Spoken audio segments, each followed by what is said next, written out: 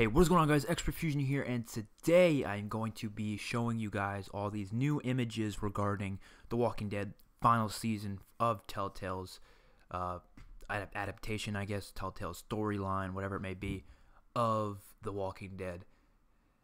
And I'm insanely excited for this. So they had their reveal today at 12:30 Eastern Time, and a little bit disappointed that they didn't show the trailer to everybody, that they only showed people who were at the event. I guess it's a treat for the people at the event, but I wish, they would have just shown it to everybody, because I have no idea when they're going to come out the full trailer. I did see a 40-second snippet of parts of the trailer, but it's not really the trailer, it's just a little bit of gameplay, so I don't know, and they didn't reveal much. Honestly, I was expecting a lot more to be revealed, but maybe that's just because they're trying to keep things secretive. I don't know when this is releasing. It could be in summer, it could be September, I don't know. I think it's hinting at towards the summer. That's my best guess, just based on talk. But let's go through some of the images that they showed us in the live stream. So first things first, right here we have this image of what looks like Clementine by a window above a bunch of stairs, and the whole the room that most of these pictures are in is actually in a boarding school, which is like, more high class type of a school, and that's where episode 1 apparently will take place. Clementine will be there with AJ, and looking at this picture, which is just a concept image, it's not, in game or anything, which obviously it's not, it doesn't look like it'd be in game. From looking at it, it looks like a very dark and dreary place, because this is far into the apocalypse. Like, this is far, like, I'm talking like around the time of the Whispers, I'm pretty sure, which is like where the comics, so this is probably almost catching up with the comic book storyline, at least in my opinion. I think it is, in terms of time. Of course, in terms of, like, at least it's got to be 7 or 8 years, maybe just, I'm thinking 7 years into the apocalypse at this point for this season, maybe 6, I don't know. But I could tell it's pretty damn far into it just by looking at these pictures. You can tell, obviously, Clementine's age is the main way to tell, but, the environment helps, definitely. And next we have this picture of what looks to be like another part of the boarding school. It might not be, I don't know. I think it's part of the boarding school. I'm pretty positive it is. It looks like an office, maybe like an office type room, like, where the, principal would be. But it looks like a very strange boarding school, in my opinion. It definitely does. As you can see, there is an arrow on the wall on the top right. Now, the reason why that might be important is because there is a character that they have revealed that will later have an arrow, and you'll see what I'm talking about in a few minutes. Other than that, this room's not that interesting. We have another picture here of, like, which is definitely in the boarding school. It's probably the upstairs part of it, and it says youth service on the board, and it just looks like a long hallway, and like I said, dark, dreary, and I like that. I like how it's all dark and dreary, everything. That's gonna make, the environment a lot interesting. Oh, I didn't notice that admin building hallway on the bottom left, so that's interesting.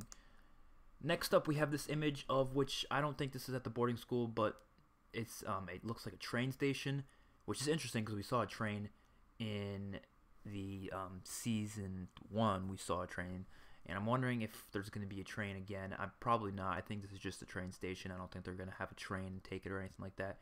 And it looks like, I don't know what Clem's doing here. It might just be on an adventure. I'm wondering where AJ is. I know they did say they're going to skip over the whole part of Clem finding AJ. They might show, like, flashbacks to that and stuff, but it looks like it's going to start with Clem already having AJ with her, which is interesting. And now we have some pictures of new characters that they revealed. First things first, we have Marlon and Rosie. So Marlon is the guy on the left, the blondie with the long hair, and Rosie's the dog. And this character obviously has a bow and arrow strapped around him, so it looks like he's going to be the dude with the arrow. Maybe that's the arrow that he shot in the wall, possibly, I don't know. He looks like a younger fellow, maybe around Clem's age. My guess is probably around Clem's age. He looks like a pretty badass character. I'm excited to see him and see what he has to bring to the table, and I'm excited to see what his dog does, too. Here we have Lewis, who I'm actually just completely, like, not excited about. I don't know. He just looks like an average type dude. He doesn't look like he's going to bring that much to the table. I might be wrong. Kenny kind of looks like an average dude, and look what he ended up being.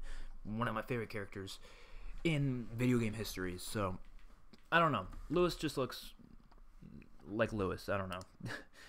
And next up we have Violet, who she looks like she has like a broken leg there, not broken, but like somewhat sprained. I don't know. It's got like a cast around it.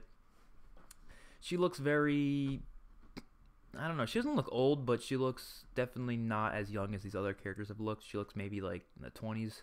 I'm thinking Lewis is in the 20s, and Marlon's probably like 19, 18, something like that. That's my guess. She looks like she's strapped with something, probably a bag. I don't think that's a gun strapped around her or anything. But the theme I've been seeing, because we got the next character here, his name's 10, which I have no idea what kind of fucking name is 10. When I first saw it, I thought it was supposed to be Ted. That's what I read, but then I was like, wait, that does not say Ted, that says 10. Tell me what kind of fucking name 10 is. I've never heard that in my entire life. I don't know. The Walking Dead's known for unique names. Let's be real here. They have a lot of unique names for characters. Like Michonne, for example. Have you ever heard the name Michonne before? No. But Clementine is probably the best example I could say for that. Duck. They have interesting names, I gotta say. But another kid. Now, the thing is, most of these characters that they've revealed to us are in fact kids. And they did say that this season is going to have a lot more kids in it, which is interesting because, like the show, we don't get many kids when you think about it. Like, how many kids are on the Walking Dead show? Obviously, we've had a bunch in the past, but a lot of them end up dying. We haven't really had a kid that's been long-lasting for a long time other than, like, Carl. And now Enid's been kind of long-lasting for a few seasons. But other than that, there's really been no kids that have been long-lasting on the show when you really think about it. Because, let's see, we had Sophia, who died, obviously, really early. I think they're planning on making her last longer, but she died really early.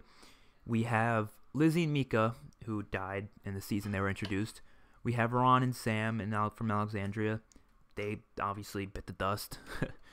And Carl was like the only long-lasting kid. Then we have Enid, who's being another long-lasting kid. Henry, who might be a long-lasting kid. I don't know. For now, he hasn't been there for that long, but he's, he might be long-lasting. I think he will be, personally. And the reason why the show doesn't have a lot of long-lasting kids is because kid actors are really difficult to maintain because of school, because of legal restrictions, because of all these things.